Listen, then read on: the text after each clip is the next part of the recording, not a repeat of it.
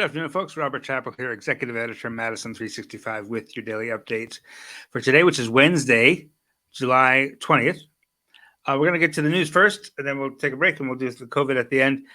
First thing I want to mention is on Monday, I was over in Muskego. This is Ron Kuramoto, the president of the Wisconsin chapter of the Japanese American Citizens League, who's also a Japanese American whose family was actually incarcerated during World War II, as were hundreds of thousands of others. Over there in Muskego, a group of teachers wanted to include a novel called When the Emperor Was Divine in the English curriculum, in the advanced English classes that were preparing students for advanced placement literature. And the school district curriculum planning committee, the school board members, said, no, you got to read, basically kicked it back to the teachers, saying it didn't meet the requirements. They've been very squishy about exactly why, but basically they didn't like it because it didn't provide the American perspective, even though many of the people incarcerated were Americans.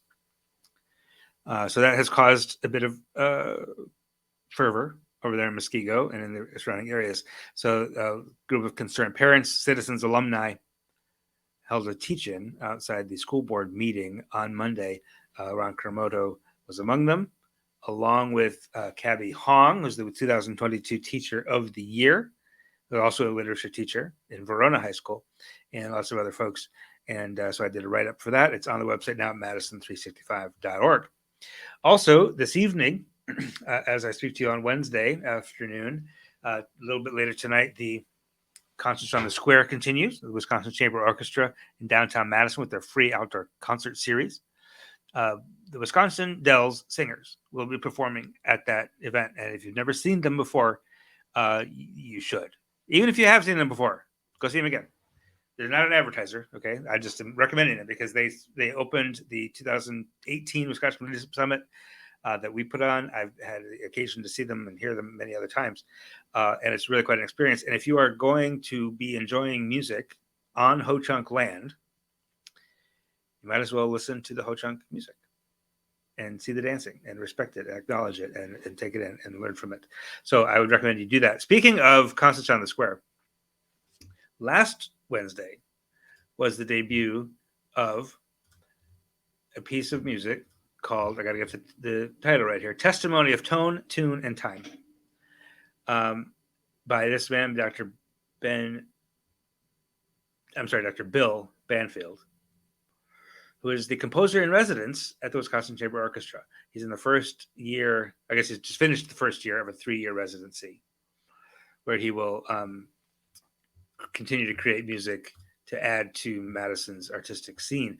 And this piece, Testimony of Tone, Tune, and Time, is a reflection on the life and testament of abolitionist and civil rights activist Frederick Douglass, and made its debut last weekend. And in recognition of that occasion, Dr. Banfield spoke with our reporter, Isaac Trussoni, who has a very nice piece on that, along with some great photos, on the website today at Madison365.org. We're going to take a short pause here from a sponsor, a longtime supporter of Madison365 and nonprofit local media, Madison College. And I'll be back on the other side of this with the COVID update.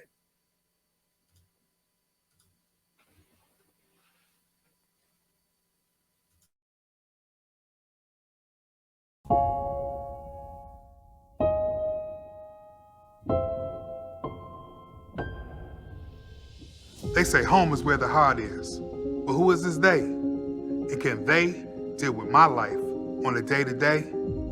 I work for the come up. Every day there's a war. And as I look at my circumstances, I know that there has to be more. I pass by the haters, all those acting sus. I keeping on because making it is a must. I do this for the block. I put on for my community. They give me the drive to push to where I need to be.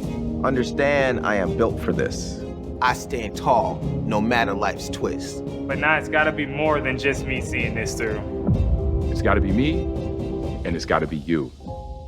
No one knows what the future holds, so I treat it like a present. I'm just saying, I can be a little more bold when I don't have to worry about groceries, childcare, or rent. I've been a face in the crowd, a nameless number under the sun. But all of that changes now, because I'll meet you one-on-one. See, learning and growing is making things clear. I've got to pop now. It's got to be right here. Here, where I'm seen, where I write my destiny. Here, where I can be every version of me. Past, present, and future. I'm not in it alone. If you're willing, I'm ready. So let's bring this thing home.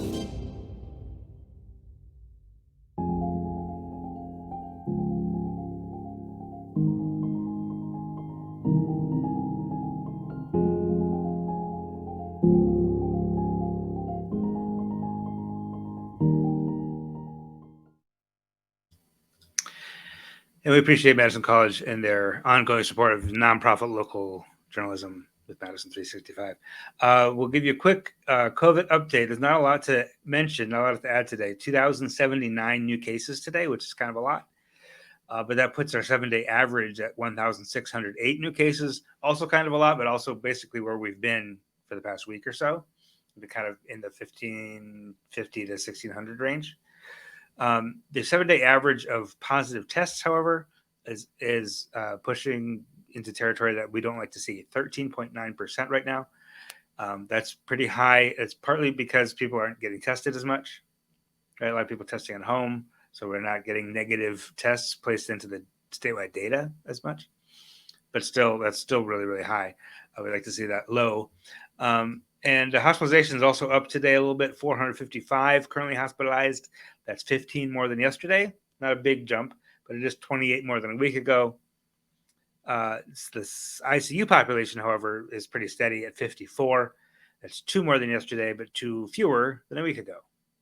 Now, the other piece of decent news is the 7-day average of deaths confirmed is down to 1 per day, which is the lowest we've seen in a long time, which basically means that this current strain that's happening has a very, very low fatality rate. It doesn't mean it's okay. It doesn't mean, just forget about it. We don't need to talk about COVID anymore because there are obviously other negative impacts other than dying, right? But we are seeing that the case fatality rate has dropped dramatically over the course of the past, basically since Omicron started in January. So that's it's hard to see that as any other way than good news, right? Okay, so that's what we have for you today. I hope you do have a wonderful evening. I hope you're able to get out to Concerts on the Square or whatever other fantastic activity you want to get up to this evening. And we'll be back tomorrow morning with the It's Only 10 Minutes podcast. That's the name of the podcast. And it's your time commitment. It goes over 10 minutes sometimes, but not by a lot. Okay, so subscribe to that wherever you get your podcasts, and then come back right here tomorrow for another daily update tomorrow afternoon. Until then, have a wonderful evening. Take care of yourselves, take care of each other, and we'll talk to you soon. This is 365 Media.